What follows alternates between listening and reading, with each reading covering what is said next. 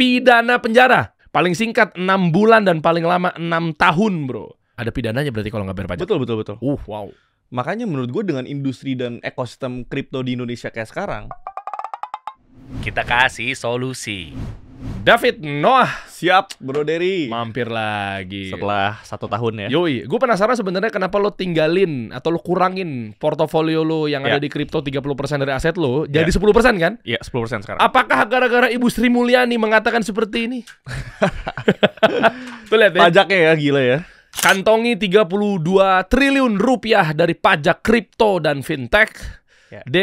DJP siapkan aturan pajak kripto baru.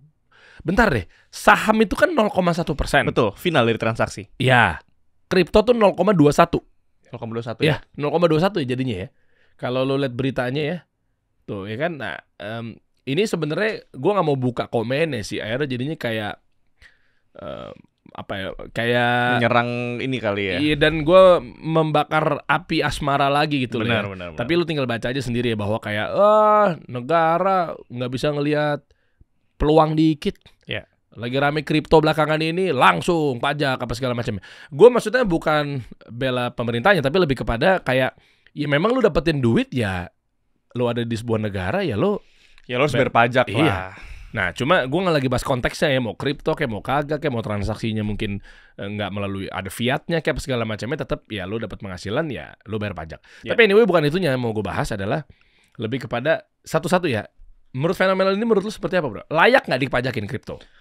Menurut gue ya namanya juga ekonomi. Satu-satunya kepastian dalam ekonomi adalah sebenarnya pajak. Gue pernah dengar satu quotes ya, kepastian di dunia cuma 2 bro. Yang satu kematian, yang kedua pajak. Oke. Jadi lu tinggal di sebuah negara udah pasti lu harus bayar pajak. Dan pajak kripto ini kan sebenarnya menurut gue lumayan fair. Kenapa? Karena sekarang pajak kripto diatur dari transaksi bukan dari capital gain atau bukan dari keuntungan. Oke. Kalau zaman dulu ya, makanya kita harus shout out nih ke OG-OG-nya kripto ya, kayak Pak Oscar Darmawan, Gabriel Ray ya, waktu itu pernah diundang ya, dua-duanya ya. Udah pernah diundang dua-duanya. Dua-duanya pernah diundang. Mereka yang nge-fight kan untuk pajak transaksi kripto tuh harus mirip saham. Jadi final dari transaksi. Karena kalau kita dipotong pajaknya tuh kayak zaman dulu dari capital gain. Misalkan gue untung dari Bitcoin 20 miliar. Gue harus kena bracket paling atas daripada pajak penghasilan, which is sampai 35%. Berarti dari untung 20 miliar itu, minimal banget, gue bayar tuh kurang lebih 6-7 miliar bro, pajaknya doang. Tapi zaman sekarang ya, misalkan kita beli Bitcoin 20 miliar gitu ya. Ya udah kita cuma dikenakan pajak transaksi jual beli final 0,21%. Kita mau untung dari 20 miliar jadi 100 miliar, 80 miliarnya nggak kena pajak. Menurut gue tuh fair banget. Kayak gitu. Jadi kalau memang kita dapetin keuntungan, lalu kita disiapkan ekosistem yang lebih sehat, yang lebih aman, dan negara yang memfasilitasi itu pengen bikin pajak buat transaksi, ya udah gitu loh. Oke, gini bro, mundur dikit. Ya. Ke part 1 lo kemarin yang pernah mampir juga di sini. Lo kan fokusnya di saham. Betul. Mayoritas aset lo di saham. Ya, betul. Dari saham. Di saham porto lo berapa? Gue lupa lagi. Maksudnya berapa? Sekarang? Iya sekarang. Ntar gue tunjukin lah. Enggak. Biar kita konkret aja. Lu mau nunjukin apa enggak? Enggak apa-apa. Ya boleh. Lu boleh. Mau lihat? Boleh, gue mau lihat deh. Oke. Boleh deh. Sambil nunggu. Maksud gue gini. Nih aplikasi ya. Ya, lu pakai sekuritas. Oke. Langsung buka aja. Paling gue tunjukin gain sebulan terakhir. Lu tebak-tebak aja lah ya kira-kira porto totalnya berapa ya. Ya, boleh. Ini nggak maksud gimana-gimana guys ya. Nih, 29 Juni sampai 29 Juli gain gua. What? Ya kurang lebih hampir 3 digit lah. 3 digit miliar. 3 digit miliar. Wow, oke lah anyway. Nah, maksud gua gini, di porto ini dan lain sebagainya, lu kena pajak 0,1% dari transaksi. Ya sebenarnya ini salah nanya juga sih. Lu kan di saham ya. Iya. Tapi nggak apa-apa lah. Kok beda di kripto? Anak-anak kripto tuh 0,21. Bedanya di mana ya? Mungkin fair nggak sih? Menurut gue sih lumayan fair. Kenapa ya? Karena ekosistemnya bro. Kripto itu kan aset yang lebih volatile daripada saham. Dan secara ekosistem, kripto itu masih merupakan aset yang baru. Jadi semua regulasi dan ekosistemnya itu memang masih digodok oleh para pemilik exchange, oleh pemerintahan, oleh regulator. Ya, Dan kripto itu kan menawarkan keuntungan yang memang lebih besar daripada saham. Karena volatilitas tersebut. Ya mungkin kalau saham itu bisa naik 10%, kripto yang dengan size yang sama mungkin bisa naiknya 50-100%. Oh, Ya. makanya akhirnya wajar 0,21% gitu ya. Ya menurut gue wajar sih ya, kripto di Wajar ya. 0,21%. Dan lu tau teknisnya gak sih kenapa akhirnya naiknya 2 kali lipat dan 0,1 jadi 0,2 gitu? Jujur kalau kripto gue nggak gitu ngikutin ya. Oke. Cuma kalau kita ngelihat kan sebenarnya kripto ini adalah industri yang decentralized finance sebenarnya kan. Jadi sebenarnya memang kripto itu tidak seharusnya diatur oleh sebuah negara, tidak seharusnya diatur oleh sebuah institusi kayak gitu. Karena emang secara spirit daripada decentralized finance itu sendiri adalah ini duitnya para rakyat gitu loh. Yang nggak seharusnya diatur. Tapi kalau suatu industri itu nggak ada aturan, jadinya chaos, bro. Jadi zaman dulu orang-orang ya itu bisa ngeklik link phishing gitu ya. Terus tiba-tiba seluruh uang yang ada di wallet mereka tuh langsung habis kena tipu. Iya lagi. Nah, dengan adanya regulasi kayak sekarang ya, dibikin pengamanan tempat penyimpanan kripto dan lain sebagainya, dan itu dibantu oleh negara, ya mungkin setup daripada industrinya itu butuh cost yang lebih banyak daripada saham yang emang ekosistemnya udah jadi. Jadi wajar aja kayak misalkan lu bikin usaha, kita harus beli mic, podcast, beli TV, kan cost di awalnya gede. Wajar dong lu charge lebih mahal dibandingkan sama yang ekosistem semuanya udah jadi dari berapa ratus tahun yang lalu. Kayak gitu. Jadi wajar aja kalau industri yang masih baru butuh duit buat eksplorasi, butuh duit buat setup, pengamanan semuanya. Sangat wajar kayak gitu. Tadi lu bilang bahwa sebenarnya negara nggak boleh ngatur ya. Spirit daripada decentralized finance. Ya, kita ngomong mau itu visi misinya tahun 2009 2010-nya Satoshi Nakamoto apa segala macamnya, karena mungkin dulu kondisinya fiat begini. Betul. Ya kan, inflasi begini dan seterusnya gitu ya. Anyway gini, bro. Lu bisa ngasih edukasi nggak sih dengan bahasa yang simpel ke teman-teman semua terkait narasi tadi cakep tuh. Gue pengen coba tajemin. Gak maksud mojokin lu ya. Kayak kenapa negara ngatur? Nah maksud gue, kenapa saham itu diatur? Biar teman-teman kebayang dulu nih. Kalau kripto itu kayak mereka tanda kutip berontaknya kenapa gue diatur? Contoh, apakah di saham karena memang ada pajak buat, mungkin ya ini bahasa lebaynya gue aja ya, karena pencetakan uang kertas apa segala macamnya, ujung-ujungnya mungkin fiat apa segala macamnya gitu ya. Gue coba paradoksnya, sisi lain dari si kripto ini kan tidak ada fiatnya gitu lah. Ya, mereka semangatnya adalah karena memang fiat ini begini, uang kertas tuh begini, ujung-ujung inflasi, bla bla bla, diatur elit, gitu-gitulah. Terus kalau kripto kan nggak ada tuh, digital, blockchain apa segala macamnya. Apakah gara-gara itu sehingga perbedaan pajaknya, atau bukan pajaknya lagi, lebih kepada kayak harusnya lu jangan ngatur gue. Kan gue nggak ada membebani cost lu, biaya produksi lu untuk nyetak uang. Nah misalnya kayak gitu, apakah nyambung begitu? Ini bahasa lebay gue aja sih. Kalau itu sebenarnya balik lagi, bro. Lu tinggal di sebuah negara. Apapun cara yang lu lakukan untuk make money, negara tuh pasti akan cari cara untuk dapat uang dari sana. Karena lu tinggal dan menikmati semua fasilitas negara ini. Kalau lu memang gak mau dikenal pajak kripto, that's fine, lu pindah aja ke Dubai. 0% lu bayar pajak. Tapi the fact lu tinggal di Indonesia, lu menikmati jalan yang kita pakai di depan, ya kan? Lalu anak-anak, ya lu punya anak di sekolahin ke sekolah negeri, lu menikmati pendidikan gratis. Semua fasilitas yang lu nikmatin itu kan dari orang yang bayar pajak, bro. Salah satu sumber pendapatan negara. Jadi fair banget sebenarnya gitu loh. Gue nggak ngerti kenapa crypto bros tuh kayak, oh gue nggak mau bayar pajak and everything. Padahal pajak itu bukan sesuatu yang buruk ya. Karena lu di saham kali. Coba lu portofolio dibalik. Nah, 70%-nya kripto. Mungkin bisa nggak lu ngerasain hal yang sama? Bedanya 0,1 sama 0,2 lu.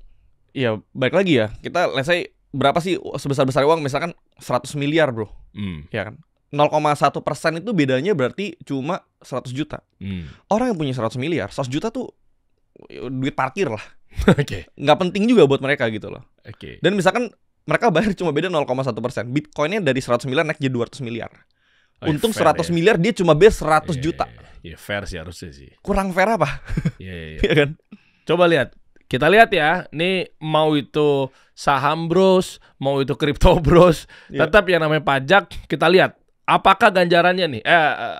Ganjarannya seperti apa gitu terkait kalau lu nggak mau bayar pajak. Sebenarnya ada sanksi tidak lapor pajak, bro. Merujuk pada pasal 39 Undang-Undang KUP ya.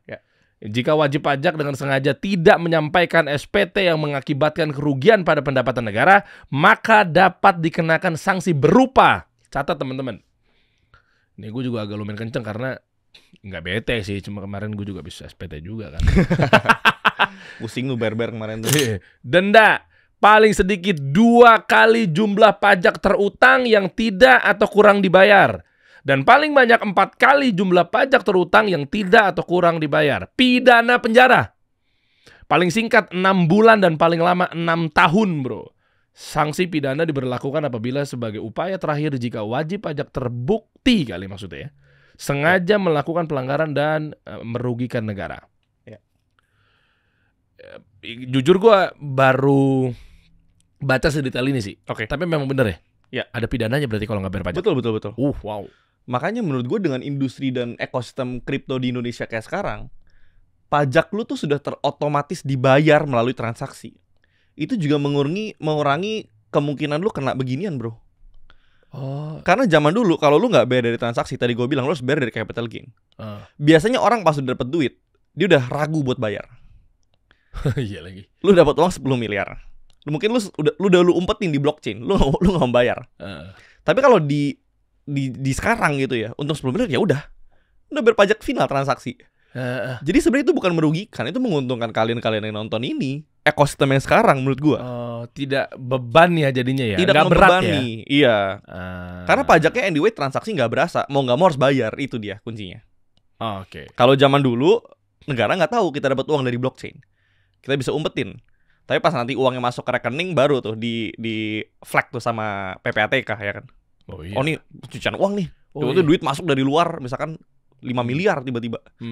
Langsung red notice tuh, alert langsung teret. PPATK ngelihat, oh ini apa nih transaksi mencurigakan. Rekening lu diblokir, pajak lu diubek-ubek. Itu kan zaman dulu kayak gitu. Iya. Zaman sekarang dengan ekosistem yang ada lebih enak sebenarnya buat user. Kayak gitu. Oke. Ngomong-ngomong soal PPATK ngeblokir rekening, bro.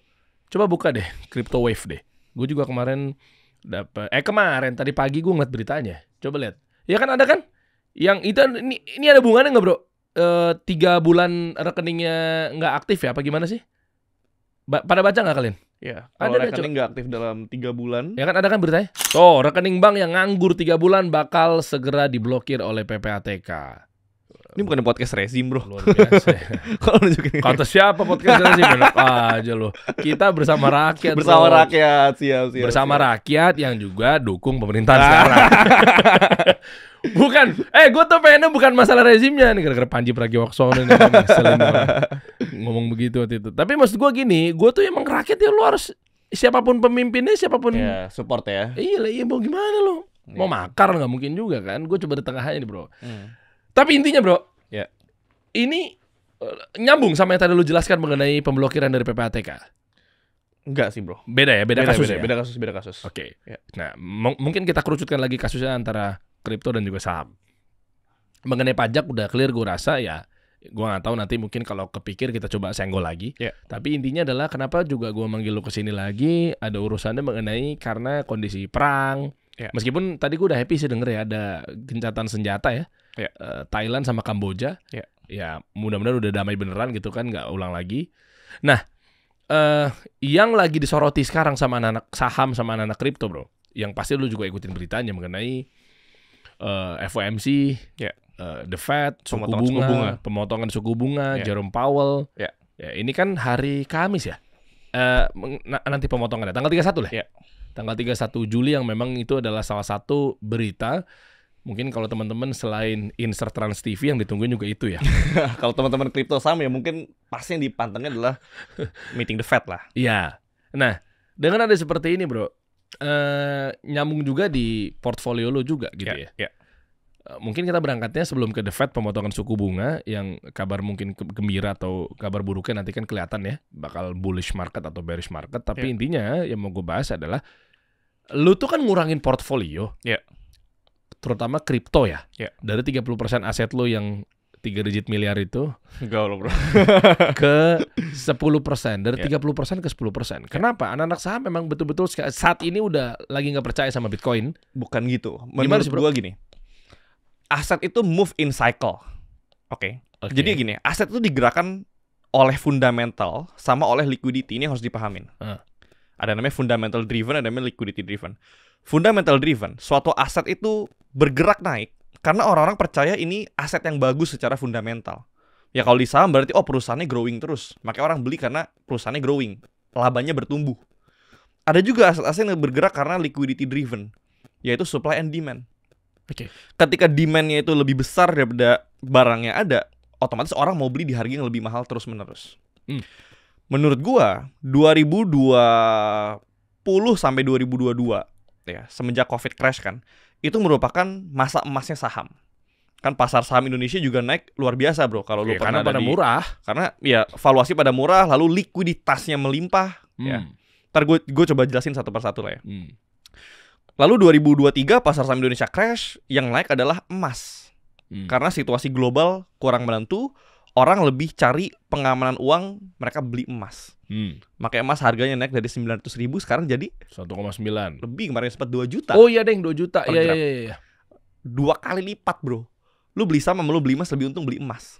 Di cycle 2023 sampai 2025. Kripto juga sama ya. Dari 2023 Bitcoin itu 16.000, sekarang harganya 119.000. 119.000. Dolar. Udah naik 7 sampai 8 kali lipat. Ya, jadi semua ini kita harus pahamin bahwa semua aset itu move in cycle. Sebenarnya bukan cuma aset. Ekonomi pun bergerak berdasarkan cycle. Ya. Iya. Karena gini, kita harus pahamin sedikit teman-teman. Kenapa central bank itu penting? Dan kenapa pemotongan suku bunga itu penting untuk saham, penting untuk kripto, penting untuk emas? Wah, cakep nih. Oke. Ya. Kita harus paham konsep likuiditas. Oke.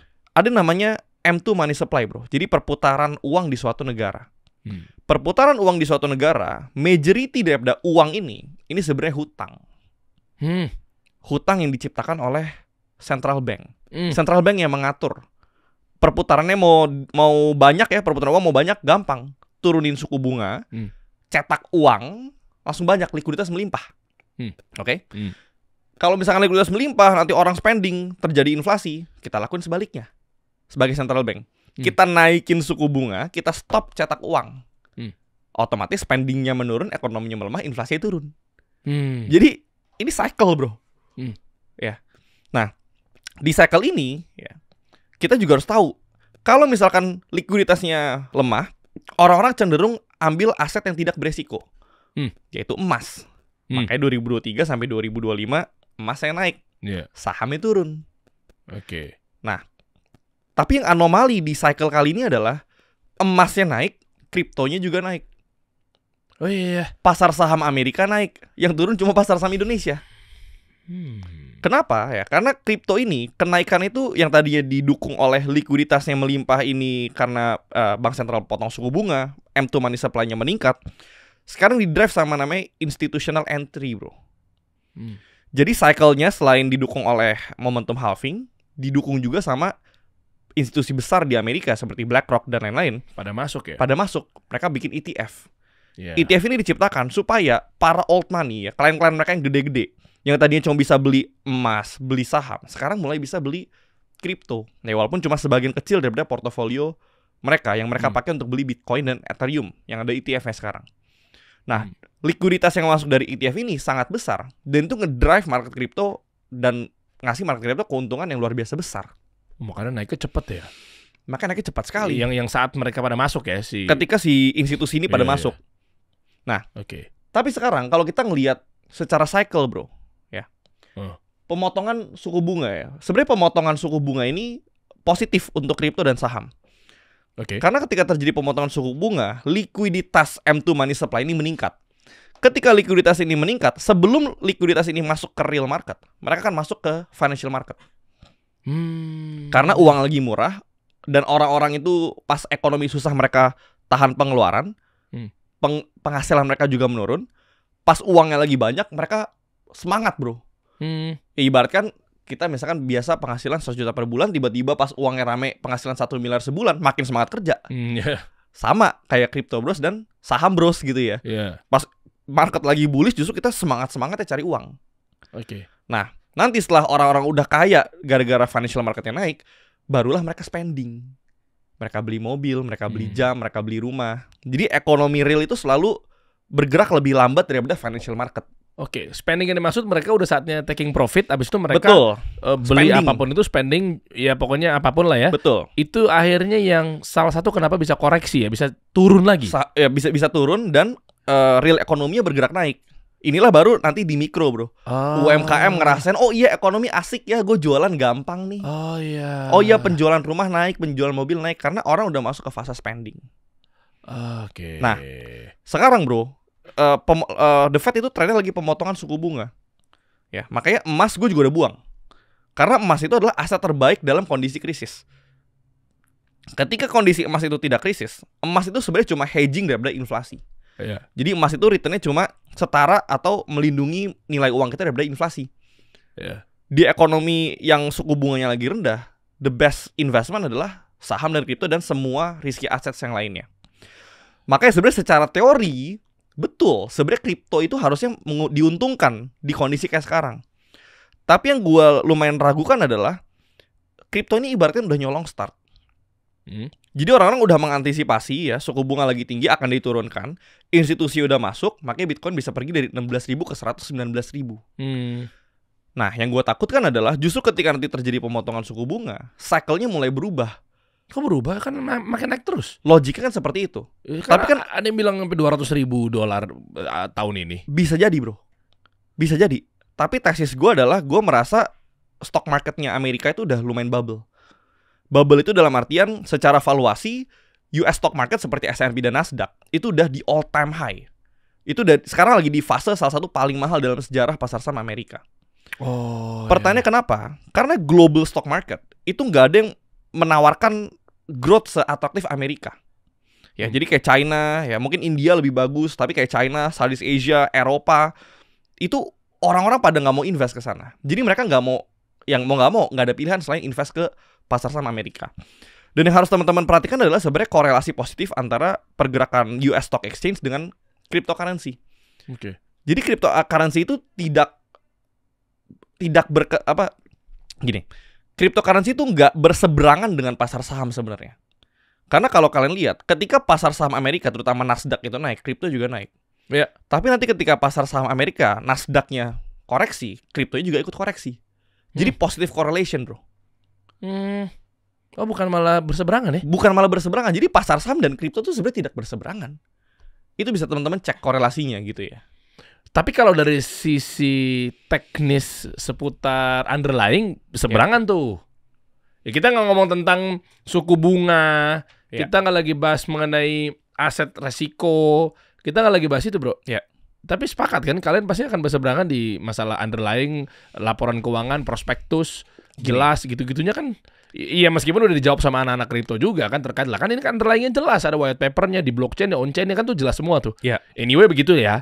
Gua nggak tahu kalau kubu-kubu anak saham mempercaya apa enggak gitu dengan feedback dari kawan-kawan kripto terkait underlyingnya udah jelas gitu. Ya. Menurut lo seperti apa? Kalau saham udah jelas ya, lu beli perusahaan yang ada di belakang saham tersebut. Kalau kripto sebenarnya yang lu beli adalah teknologi dan masa depan, bro. Kripto itu lu beli ideologi. Ya. Oke. Jadi ketika lu beli Bitcoin ya, lu percaya Bitcoin akan merevolusi sistem finansial dunia. Sesimpel itu sebenarnya. Jadi menurut gua perdebatan antara saham dan kripto ini sampai kita kiamat pun gak akan selesai. Karena anyway ya, semua instrumen investasi itu persis kayak bela diri. Lu suka nonton MMA, boxing? Iya, nonton. Ya. Apa bela diri terbaik di dunia? Apa emang? Gak ada. Orang yang jago boxing bilang, "Oh, boxing paling bagus." Jago karate bilang karate paling bagus. Iya. Jadi instrumen investasi terbaik di dunia adalah sebenarnya investasi yang kita pahami. Kalau kita jagonya misalkan gua gitu ya, jagonya di saham, portofolio gua misalkan 80% di saham. Dan memang 10 tahun pengalaman di saham. Udah pasti saham lebih bagus daripada kripto. Tapi kalau misalkan lu tanya si Bro Gabriel Ray misalkan, owner Retrieve, dia beli Bitcoin dari 2011 atau 2014 gue lupa gitu ya. Pasti dia bilang kripto lebih bagus. Karena experience-nya beda, pengetahuannya beda, ya. Terus gue mulai dari saham, dia mulai dari kripto. Kita kan selalu percaya sesuatu yang bagus adalah apa yang kita pahamin. Ya, jadi gue nggak bilang saham lebih bagus, kripto lebih bagus. Ya tergantung sama pengetahuan masing-masing Oke. kalian nonton. Wah, ini cakep nih, jenius nih anak. Gini bro, cycle lagi bro, cakep nih. Iya. Mengenai cycle berarti menurut lu ketika institusi udah pada masuk, ya semua lah pokoknya gitu udah tahu lah negara-negara. El Salvador ya. Ya. Donald Trump udah bikin reserve cryptocurrency. Iya, udah kayak begitu kan. Harganya kan terbang-terbang nggak karu-karuan tuh ke atas. Menurut lu kenapa diartikan bahwa ini cycle kayaknya udah mau berakhir? Gue nggak ngomong halving dulu ya, kayaknya. Apakah patokan hanya harga? Ya. Kayak harganya udah di ujung banget bisa terbang. Loh, sekarang berarti kalau gitu gue tantang balik. Berarti udah pasti 119 adalah ujungnya. Belum tentu dong. Belum tentu. Bisa jadi kan nanti naik lagi kan. Nah, kenapa lu tadi kayak seakan-akan cycle udah berakhir. Coba lu tanya influencer paling udah ngebuang tuh Bitcoinnya. Gini bro, tesis gue ya. Untuk narik sebuah aset itu butuh modal bro.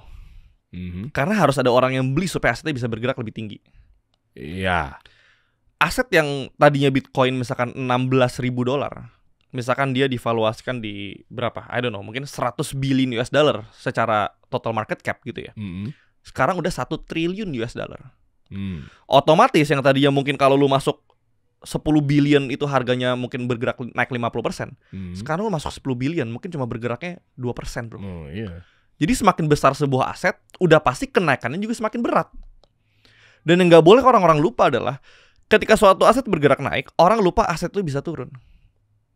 Sama halnya kayak kalau aset bergerak turun, orang lupa asetnya bisa balik naik.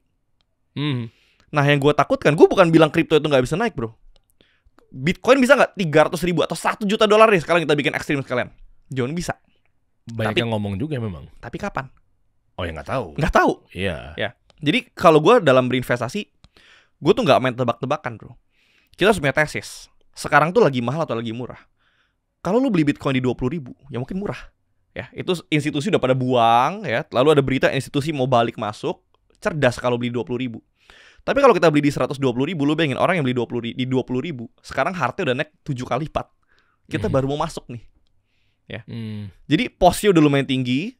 Ceritanya juga udah banyak keluar bro, udah jadi crypto reserve di Amerika, negara-negara pada masuk, balance sheet daripada perusahaan Amerika udah pada taruh Bitcoin sebagai aset mereka di neraca keuangan mereka, lalu the Fed pemotongan suku bunga, lalu institusi sudah masuk, beritanya tuh udah dar-dor.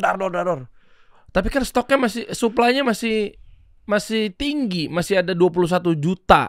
Yang beredar kemarin berapa? 19 juta. Iya kan? Yang istilahnya sisa berapa? 2 juta.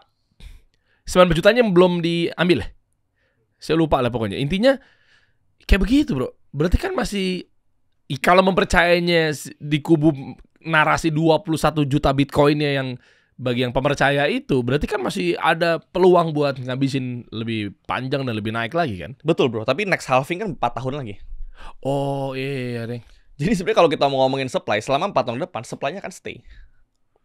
Oh iya. Berarti kan sekarang harga harus digerakkan oleh demand ya. Iya. Pertanyaan berikutnya adalah kalau kita selain ngomongin murah mahal, kita ngomongin supply demand. Kira-kira cerita apa lagi yang bisa ngedrive permintaan daripada cryptocurrency ini meningkat? Iya, Satoshi hidup. Justru bakal hancur tuh. Malah jadi hancur ya. Bakal hancur. Malah jadi parah ya, bertolak belakang ya. Jadi kalau kita ngomongin murah mahal sebenarnya, gue ngomongin indeks Amerika ya. Indeks Amerika sekarang udah valuasi all time high karena orang nggak punya pilihan. Justru sekarang menurut gue waktunya untuk kita cari indeks-indeks negara lain yang udah under value bro. Jadi gue percaya investasi itu sesimpel kalau udah mahal kita jual, yang udah murah kita beli. Karena ini cycle yang terus berulang. Yang udah mahal saham dia akan turun, yang udah murah saham dia akan naik. Bitcoin 2023 murah, makanya dia naik sekarang. Sekarang menurut gue mahal. Bisa jadi menurut Crypto Bros masih murah karena ini akan ke 1 juta. Balik lagi, gue gak bilang gue benar.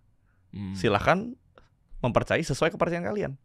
Tapi kalau ngomongin dari portfolio management yang gue punya gitu ya, gue selalu ambil keputusan investasi berdasarkan resiko. Jadi risk management first.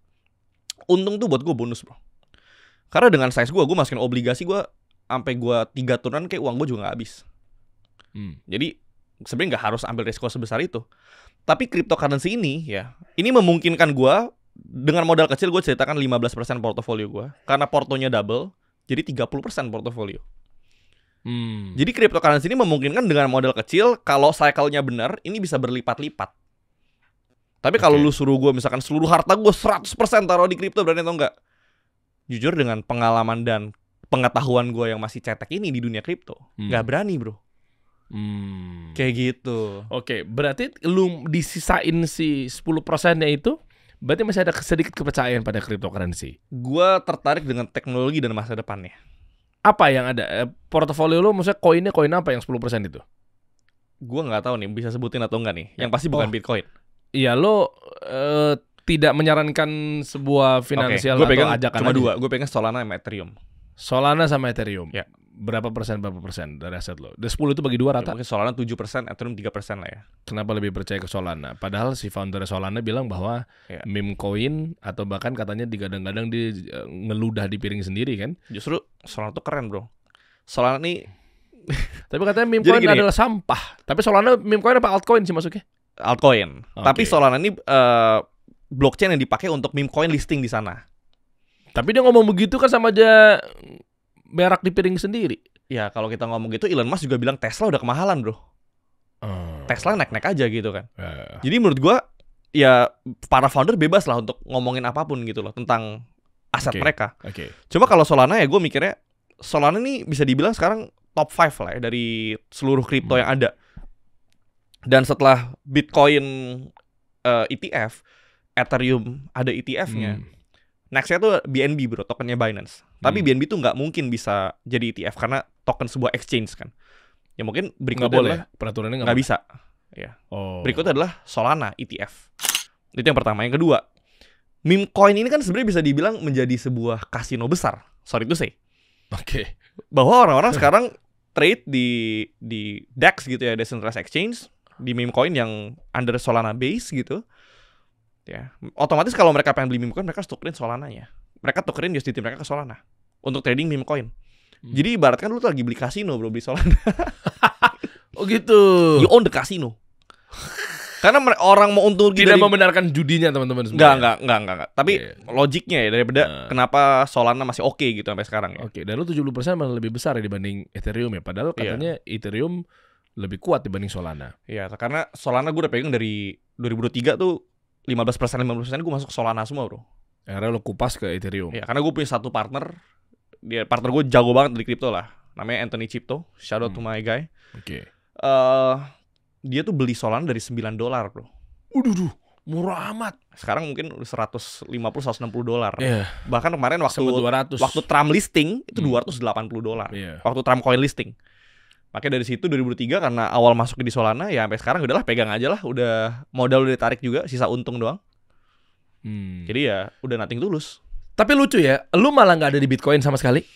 Enggak bro. Oke. Nah, ada yang ngomong bahwa katanya semua altcoin akan kembali nol kecuali Bitcoin. Betul, karena 10 tahun terakhir kalau kita ngeliat 2015 top 10 altcoins itu semua udah ganti. Ya, yang bertahan mungkin cuma Bitcoin dan Ethereum. Jadi sebenarnya nggak ada yang lebih bagus dari Bitcoin di cryptocurrency. Karena Bitcoin sebenarnya adalah cryptocurrency itu sendiri. Iya. Iya betul. Nah terus kenapa lu nggak ada Bitcoin ya, malah justru malah altcoin yang Karena lu... gue melihat cryptocurrency sekarang sebagai instrumen untuk trading bukan investasi bro. Oke, berarti angle-nya gue balik lagi nih. Kenapa lu nggak percaya Bitcoin? Bukan nggak percaya Bitcoin, balik lagi pengetahuan gue yang kurang. Oh justru malah lebih ke altcoin ya. Kita nggak usah ngomong Ethereum apa Solananya nih berarti. Karena gini bro, menurut gue ya orang kalau mau kaya itu harus fokus. Lu kalau mau jadi podcast, lu jadi podcaster nomor 1. Lu kalau mau jualan plastik, jadi penjual plastik nomor 1. Gue pengen jadi investor saham nomor 1. Masalah adalah shiny object syndrome. Orang untung di kripto dikit, gue pengen masuk kripto. Gue ngeliat lu untung di media, pengen masuk media. Gue lihat Pak Hermanto jualan Cleo untung, gue pengen bikin air mineral. Kapan kayanya bro? Gue kalau bikin podcast, kebantai sama lu. Bikin kripto, Gabriel Ring ngetawain gue nih kalau gue masuk kripto nih. Atau apa. Jadi gue pengen fokus di bidang gue aja. Jadi bukan gue bilang Bitcoin jelek, tapi gue memang lagi fokus dan gue menghasilkan uang yang sangat banyak di bidang gue. Jadi anyway, sama aja gitu loh. Jadi kalau cryptocurrency yang dimaksud adalah misalnya, gue nggak tahu lu percaya apakah semua nanti akan kembali ke nol, tapi itu dulu deh, percaya nggak? Mungkin selain Bitcoin bisa jadi ya.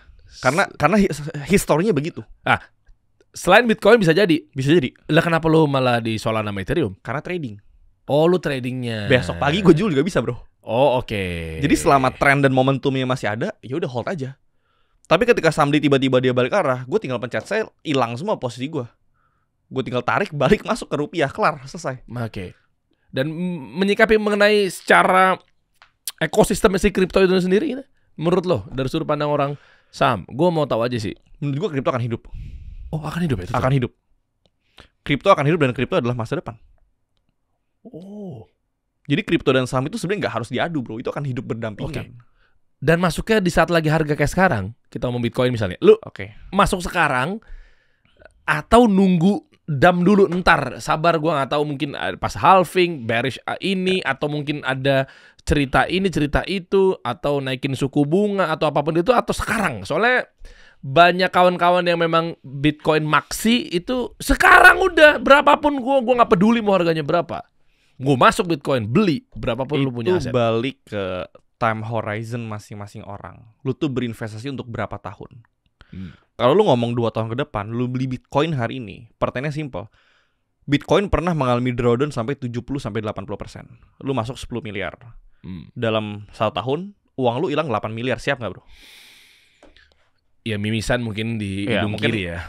Tahan. Masuk rumah sakit tipes dulu sekali gitu ya. Jadi para pemula itu kadang, makanya itu gue bilang, Dunning-Kruger effect, bro. Pernah denger gak? Enggak lagi, apa tuh? Semakin bodoh dan semakin tidak mempunyai pengetahuan, seseorang tuh akan semakin sombong. Oke. Jadi orang-orang yang baru-baru belajar, lalu tiba-tiba nyemplung kripto, portofolio mereka kali 5, mereka merasa dewa. Iya. Oh, mereka luar biasa hebat, mereka berpikir mereka jenius. Padahal mereka masuk di cycle yang tepat.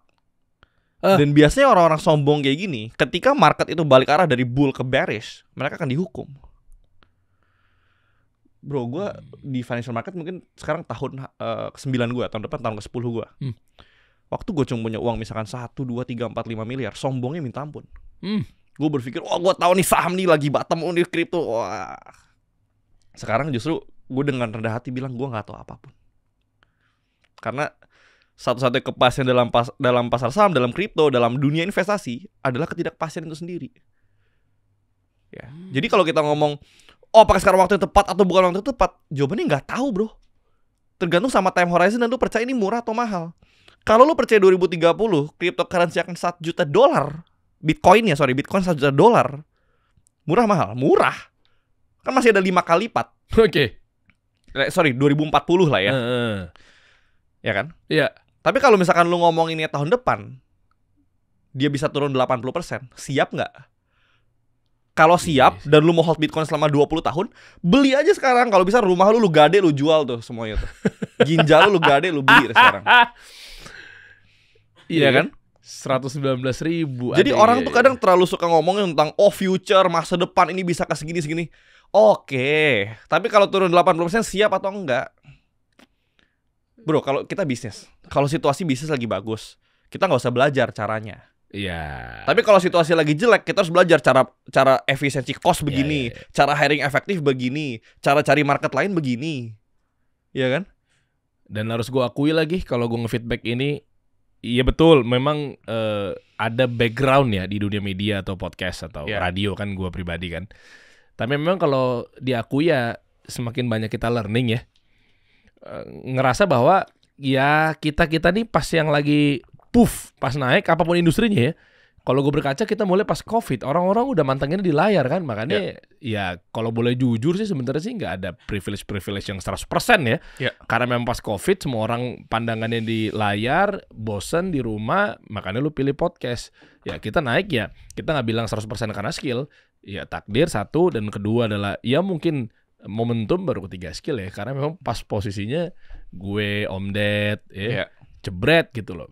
Ya di luar dari memang Om Ded punya skill itu sendiri gitu ya. Betul. Tapi iya lagi ya, karena pas lagi di cycle yang tepat deh, itu juga ngaruh banget deh. Lu masuk di cycle yang tepat. Gue bisa jadi kayak sekarang karena gue masuk saham di cycle yang tepat. Apa tuh momentumnya kalau boleh tahu? 2020 COVID kan semua saham naik, bro. Oh iya. Sekarang juga belakangan ini saham lagi bagus. Makanya lihat untung gue sebulan cukup loh buat makan bakso ya. Cukup apaan lo ngomong begitu lo? Gue jambak juga nih anaknya. Tapi sebulan segitu. Dasar. Intinya adalah orang bodoh yang masuk di cycle yang tepat juga bisa untung, bro. 2020 sorry itu saya nih simpanse gue suruh pencet buy, itu untung saham gue. Tapi investor yang jago tuh bukan masalah ketika bullish lu bisa untung atau enggak, tapi gimana caranya lu tidak kehilangan uang ketika pasar berbalik arah. Jadi kalau kita ngomong secara realistis ya, Gue tuh nggak pernah mau menjual lu tuh bisa cepat kaya dari saham, dari kripto, dari apapun gitu ya. Mungkin ada cerita-cerita dari zero to hero, bro. Itulah kenapa mungkin anak muda tertarik di kripto. 5 juta jadi 5 miliar. 5 juta jadi 500 miliar gitu. Gue juga bisa ngomong, gue 100 ribu jadi 100 miliar gue. Tapi kan sebenarnya bukan dengan instan gitu. 10 tahun prosesnya. Iya. Ya kan? Jadi gue gak mau menjual cerita itu. Yang mau gue jual ceritanya adalah lu harus berinvestasi dengan baik. Lu lihat, lu analisa, lu lihat murah mahalnya, risk manajemennya lu perhatiin. Lu investasi untuk jangka panjang. Kalau jangka pendek belajar trading. Selesai. Ini sekalian how to-nya aja kalau gitu, bro. Boleh dong? Tentang apa? Ya ringan-ringan aja dulu. Saham deh. Oke. Ya misalnya mereka sekarang nih udah bener-bener your way lah ya. Ya. Saham.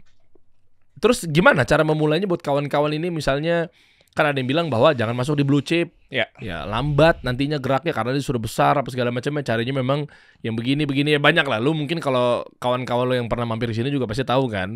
Ngeliatnya malah ada yang gayanya lewat story misalnya. Kenapa nih si konglomerat ini mengakuisisi perusahaan yang udah babak belur nih? Berarti kan ada sesuatu dan dia punya ilmu ya. Berarti kan di harga murah nanti tinggal tunggu aja 100 kali lipatnya naik. Ya, misalnya kayak gitu. Oke, gini bro. Kita kasih solusi.